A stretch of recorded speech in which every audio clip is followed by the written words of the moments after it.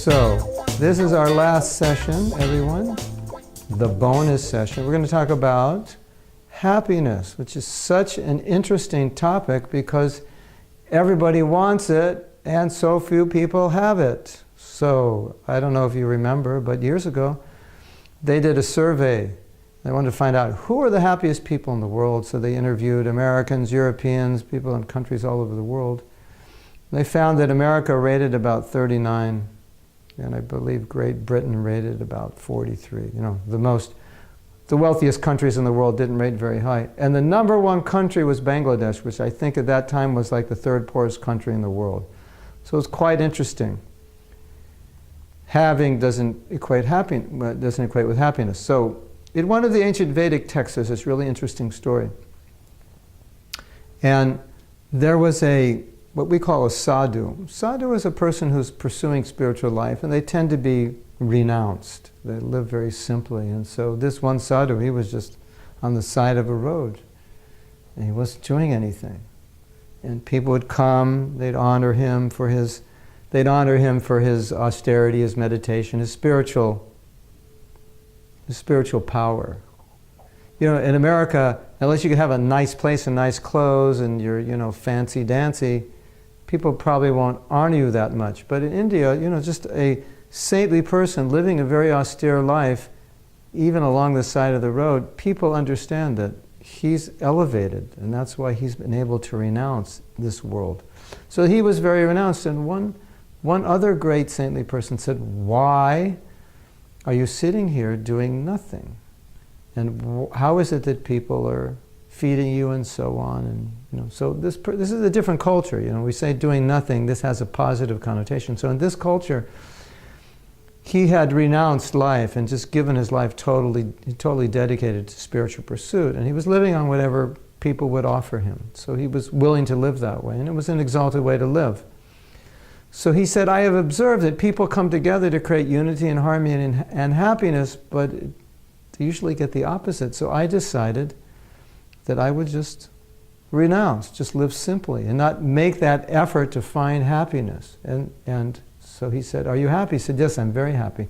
Happier than I've ever been." So this person who interviewed him, when he was later asked, "How do you become happy?" he said, "Here's the way to do it. It's very simple. Don't try. Because as soon as you try, you start to create this endless loop of problems. You get what you want, but it's not what you want. You get in a relationship, but it doesn't work. And you end up getting a lot more misery sometimes than you get happiness." So isn't that interesting? How do you find happiness? Don't try. But actually we understand, make other people happy, then you'll become happy. Give. So as we said, the nature of the soul is service. And that's why when you're engaged in service, giving of yourself in service to others, in service to God, you become happy. It's like totally out of self.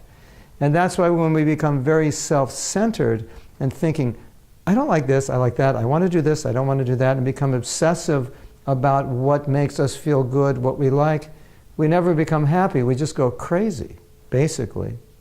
Or become neurotic, psychotic, or as I was saying before, Western life, we have so much. We're so-called so happy. Why is everybody drinking if we're so happy? Why is everybody trying to forget their consciousness?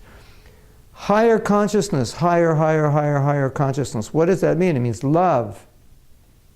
It means forgiveness. It means kindness, truthfulness, integrity. Higher consciousness. What does lower consciousness mean? It means I don't have enough, I want more. Higher consciousness, appreciation, kindness, lower consciousness. Don't have enough, I want more. Don't appreciate what I have. I'm envious of this person. So, if we live in this lower consciousness, then nothing can really make us happy because we live with our consciousness. If you elevate your consciousness, then if you're in this higher consciousness, if you don't have a lot, it doesn't matter because we live with our consciousness, and now you're living in a higher place. So it's a very important principle, and so few people understand this. Everybody's thinking, I'll be in a higher consciousness by having or accumulating. You will be temporarily, but it's not permanent. But through spiritual practice, through yoga wisdom, then you get this higher consciousness. And then when you get this higher consciousness, it's not a question of being happy, it's a question that you always are there in happiness. And it doesn't matter now what's happening externally, because it's not affecting your consciousness. Your consciousness is permanent. Just like, let's say a loved one dies in your family. Will you go out shopping? Is that going to help?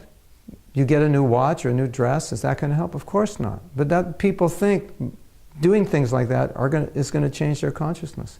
It doesn't change their consciousness. So spiritual practice, yoga practice, meditation, everything we've been learning, it changes our consciousness.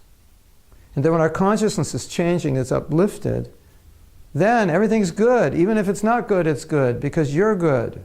It doesn't matter what's going on around you. That's not affecting your consciousness. Your consciousness is in a permanent state. So, happiness. You want to be happy? Simple, easy, don't try. As soon as you try, you have all kinds of problems.